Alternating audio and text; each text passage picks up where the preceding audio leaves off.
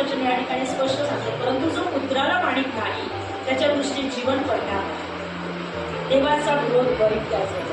Hallelujah. जीवन तर दृष्टीस पडणारच नाही, परंतु क्रोध मात्र त्याच्यावर येईल. पण तो क्रोध कशा प्रकारे येईल आम्ही नाही समजू शकत, नाही का? योहान 8:24 वचन.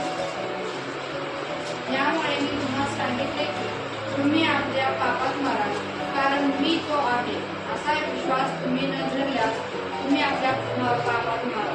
Praise the Lord. या ठिकाणी म्हणत आहे की आम्ही आमच्या पापात मरणार, कारण आम्ही त्याच्यावर विश्वास नाही ठेवला. विश्वास ठेवणं हे आता गरज आहे प्रिय, कारण आता शेवटचा काळ आलेला आहे. आम्ही जर म्हटलो नाही ते लोक तसं करतात, ते लोक नाही तर आम्हाला त्रास देते.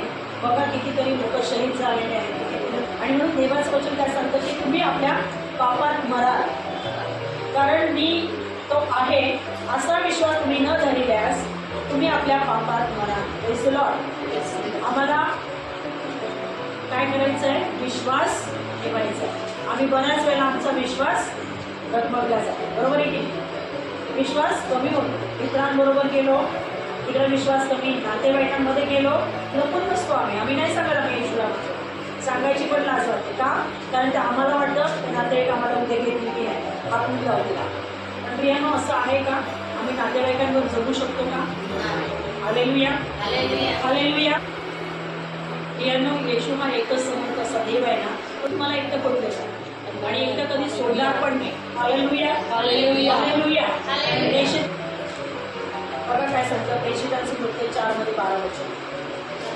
आणि तारण दुसऱ्या कोणाकडून नाही, जेणेकरून आपले तारण व्हावयाचे असे दुसरे नाव आकाशाखाली मनुष्यामध्ये दिले नाही. Praise Lord.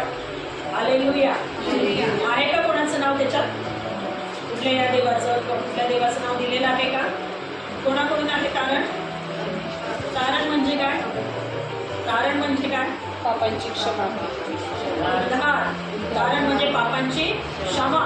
पापांची क्षमा कोण करणार आहे? फक्त प्रभू येशू. कोणी करू शकतो का? कारण प्रभू येशूनेच काय केलेलं आहे? देवाची इच्छा पूर्ण केलेली आहे. एवढं महान बलिदान त्याने सुरुवात केलेलं आहे.